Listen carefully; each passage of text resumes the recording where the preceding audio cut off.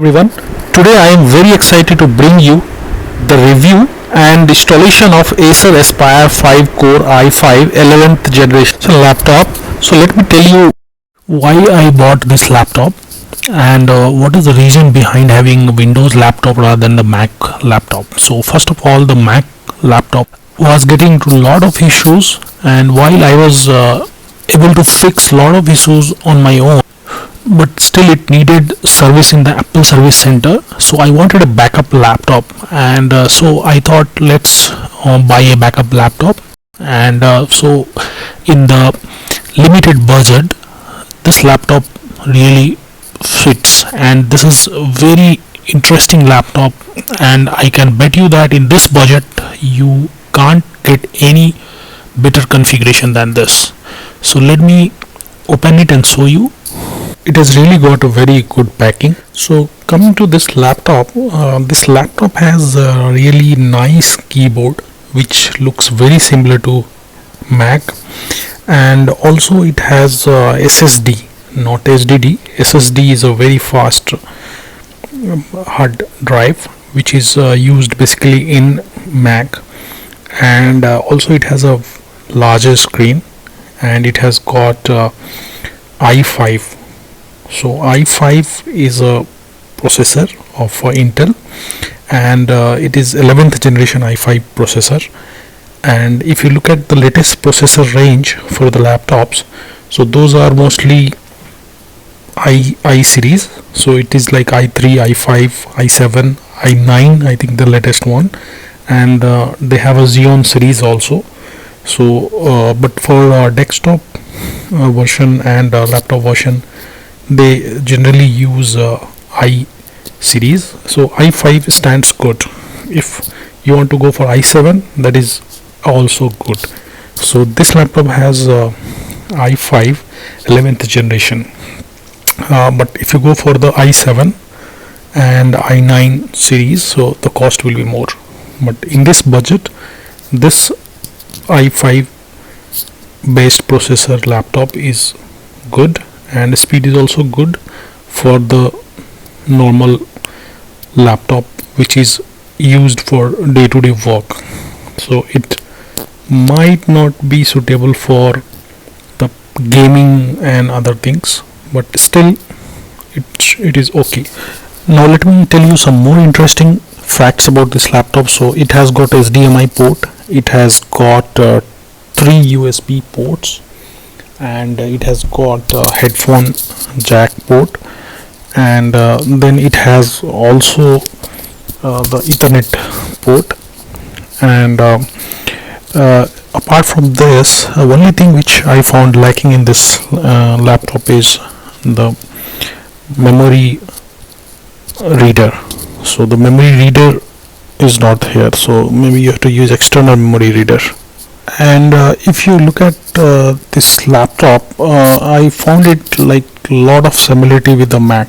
So if you have been using Mac and you think that you cannot leave Mac, but still you want to have a feel of Mac with the Windows OS, so this is a must buy.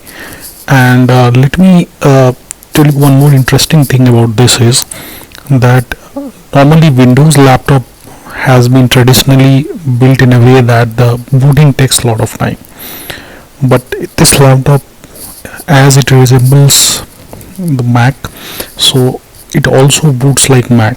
Like Mac, immediately it comes up. So this laptop also immediately it gives you the login prompt, so that way it is faster to log in and to just use it like Mac. And now I've just opened the inner cartoon, and if you look at the inner cartoon, it has some of the main things which are mandatory things. So the charger and the main laptop is there, and so I will just assemble it and then switch it on for the first time, and I will show you how exactly it is set up. And I'm doing this review after using for 3 months. So the operation wise, initially it was very good, but later it got a little bit slower. But it has to do with my kind of working, where I use a lot of applications at the same time. So let me tell you some more interesting thing about this laptop. So this has 8 GB RAM and a 512 GB SSD hard disk basically, and it is like 15.6 inch is the size of the screen, so pretty good size, and as big as the standard MacBook Pro. And then the weight is 1.65 kg, so it's very light and sleek design, so very easy to carry. And it has got Windows installed already, and it has MS Office as well inbuilt. So let's go to the next section, where I'm going to show you how to set up this laptop, and then you can start working on it. Now I will show you from scratch, like first time when I switch it on. So you can put the charger and then you can switch it on, so it will show you Acer screen. So once it start up, and so basically if you look at this screen, this is the first time. Normally when you come up second time, it doesn't take this much time, so this is first time, so it has to be set up. Now once it comes up, it will tell you to select your region, and then move ahead with the option, and then it will tell you to select the right keyboard layout. So you can select the right keyboard layout just after the region, and then move ahead with the right setup of keyboard for you. Once right keyboard layout is selected, then you can move to the next step, where it will tell you to connect to your Wi-Fi network, so that you can do some updates and then move forward.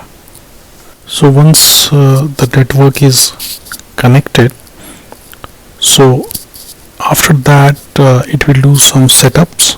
So those setups are mostly the updates, and it will tell you to agree to the license terms and things like that. So it will just pop up the same, and it is pretty much intuitive. It just it's every step it will tell you to do what is exactly required to be done, so you can just follow, and you are good.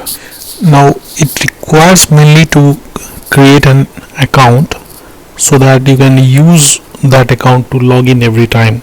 So this is basically Outlook account, this one-time creation. So you can go ahead and create that Outlook account, and then go ahead with the login.